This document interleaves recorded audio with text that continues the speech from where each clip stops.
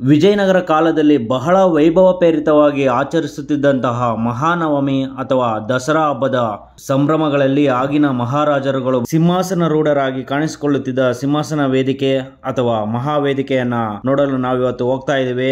ಇನ್ನು ಯಾರೆಲ್ಲ ನನ್ನ ಅಲೆಮಾರಿ 05 ಯೂಟ್ಯೂಬ್ ಚಾನೆಲ್ ನ ಸಬ್ಸ್ಕ್ರೈಬ್ ಮಾಡ್ಕೊಂಡಿಲ್ವೋ ತಡ ಮಾಡದೆ ಬೇಗ ಸಬ್ಸ್ಕ್ರೈಬ್ ಮಾಡ್ಕೊಳ್ಳಿ, ಮತ್ತೆ ಪಕ್ಕದಲ್ಲಿರುವಂತಹ ಬೆಲ್ ಬಟನ್ ನ ಕ್ಲಿಕ್ ಮಾಡೋದು ಮಾತ್ರ ಮರಿಬೇಡಿ. ಬನ್ನಿ ವಿಡಿಯೋ ನೋಡ್ಕೊಂಡ್ ಬರೋಣ. ಮಹಾನವಮಿ ದಿಬ್ಬಕ್ಕೆ ಸ್ವಾಗತ ಸುಸ್ವಾಗತ.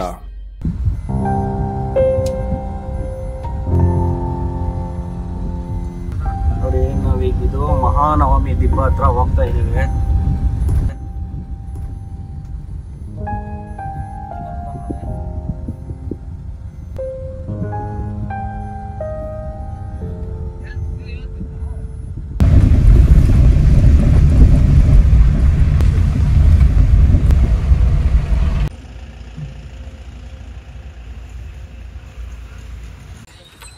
ನೋಡ್ತಾ ಇರ್ಬೋದು ನಾವು ಕಲ್ಲಿನ ಬಾಗಿಲುಗಳನ್ನ, ಒಂದಂತೂ ಅಳಿವಿನ ಅಂಚಿನಲ್ಲಿದೆ, ಇನ್ನೊಂದು ಬಾಗಿಲು ಚೆನ್ನಾಗಿದೆ ಅಂತ ಹೇಳ್ಬೋದು.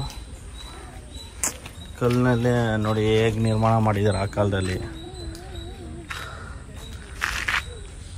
ವಿಶ್ವ ಪಾರಂಪರಿಕ ತಾಣಗಳಲ್ಲಿ ಒಂದಾಗಿರುವಂತಹ ಹಂಪಿಯಲ್ಲಿ ನಾವು ಇವತ್ತಿದ್ದೀವಿ. ನೀವು ನೋಡ್ತಾ ಇರ್ಬೋದು ಹಂಪಿಯ ಮಹಾನವಮಿ ದಿಬ್ಬ ಮತ್ತು ವಿಶ್ವ ಮಟ್ಟದಲ್ಲಿ ಹೆಸರುವಾಸಿಯಾಗಿರುವಂತಹ ವಿಜಯನಗರ ಸಾಮ್ರಾಜ್ಯದ ಮನೆತನ ಆಳಿದಂತಹ ಒಂದು ಸಾಮ್ರಾಜ್ಯವನ್ನು ಈಗ ನಾವು ನೋಡ್ಬೋದು.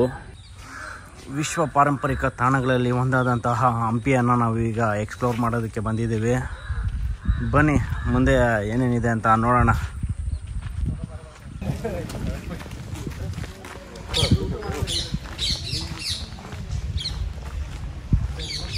ಮಹಾನವಮಿ ದಿಬ್ಬದ ವಿವರಣೆ ಇರುವಂತಹ ನಾಮಫಲಕ.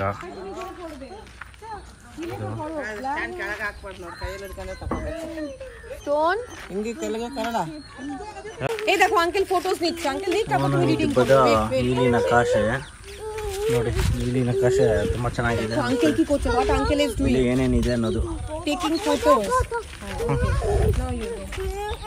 ನಾವೀಗ ಮಹಾನವಮಿ ದಿಬ್ಬ ಹತ್ರ ಹೋಗ್ತಾ ಇದ್ದೀವಿ. ಇಲ್ಲಿ ನೋಡಿ, ಕಪ್ಪು ಕಲ್ಲು ಮತ್ತು ಬಿಳಿ ಕಲ್ಲಿನ ಮಿಶ್ರಣವಾಗಿರುವಂತಹ ಈ ಮಹಾನವಮಿ ದಿಬ್ಬವನ್ನ ನೋಡಿ. ಈ ದಿಬ್ಬ ಅಥವಾ ವೇದಿಕೆಯ ಗೋಡೆಗಳಲ್ಲಿ ಪ್ರಾಣಿಗಳ ಉಬ್ಬು ಚಿತ್ರಗಳು, ರಾಜರ ಭಾವಚಿತ್ರಗಳು, ಯೋಧರು, ನೃತ್ಯಗಾರರು, ಸಂಗೀತಗಾರರು, ಸೈನಿಕರ ಮೆರವಣಿಗೆಗಳು, ಬೇಟೆಯ ದೃಶ್ಯಗಳು, ವಿದೇಶಿ ಪ್ರತಿನಿಧಿ ಅಥವಾ ರಾಯಭಾರಿಗಳ ಚಿತ್ರಗಳನ್ನು ಸಹ ಕಾಣಬಹುದು. ಬನ್ನಿ ಹಾಗೆ ಮೇಲೆ ಹೋಗೋಣ, ಮೇಲೆ ಹತ್ತೋಣ.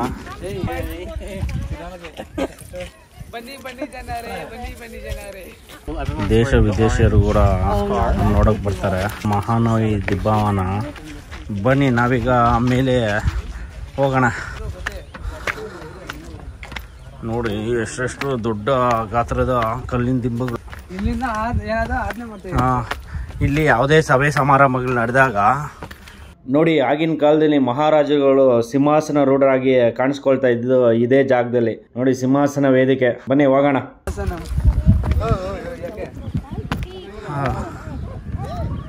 ನೋಡಿ ಸ್ನೇಹಿತರೆ, ಎಷ್ಟು ಚೆನ್ನಾಗಿದೆ, ವಿಶಾಲವಾಗಿ. ಸ್ನೇಹಿತರೆ ನೋಡಿ, ನಾವು ಮಹಾನವಮಿ ದಿಬ್ಬದ ಮೇಲೆ ಇದ್ದೀವಿ. ವಿಜಯನಗರ ಸಂಸ್ಥಾನದ ಒಂದು ಹೆಸರುವಾಸಿಯಾದಂತಹ ಈ ಮಹಾನವಮಿ ದಿಬ್ಬ ಬಹಳ ಪ್ರಸಿದ್ಧಿ ಹೊಂದಿದೆ ಅಂತಲೇ ಹೇಳ್ಬೋದು. ನೋಡಿ, ಇದು ಮಹಾನವಮಿ ದಿಬ್ಬದ ಹಿಂದಿನ ಭಾಗ ಹೇಗಿದೆ ಅಂತ. ಮುಂದೆ ಹೋಗೋಣ. ನೋಡಿ, ಇಲ್ಲಿ ಗಜಪಡೆ, ಅಶ್ವಪಡೆ, ಸೈನಿಕ ಪಡೆಗಳನ್ನೆಲ್ಲ ಈ ಗೋಡೆಗಳಲ್ಲಿ ಕಾಣ್ಬೋದು. ಕುದುರೆ, ಆನೆ ನೋಡಿ ಎಲ್ಲ ರೀತಿಯಲ್ಲಿ ಕಾಣ್ಬೋದು. ನೋಡಿ ತುಂಬ ಚೆನ್ನಾಗಿದೆ. ಹಿಂದೆಗಡೆ ಬಂದರೆ ನಾವು ಹಿಂದೆಯಿಂದ ಮೆಟ್ಲು ಹಿಡಿಬೋದು. ಇಲ್ಲಿ ಬನ್ನಿ ಹೋಗೋಣ, ಹೇಗಿದೆ ಅಂತ ನೋಡೋಣ. ಎರಡು ಕಡೆಯಿಂದನೂ ಬರೋ ಥರ ವ್ಯವಸ್ಥೆ ಮಾಡಿದ್ದಾರೆ. ಇಲ್ಲಿಂದ ನೋಡಿ ಆನೆ ಜೊತೆ ಯುದ್ಧ ಮಾಡ್ತಾ ಇರೋದು.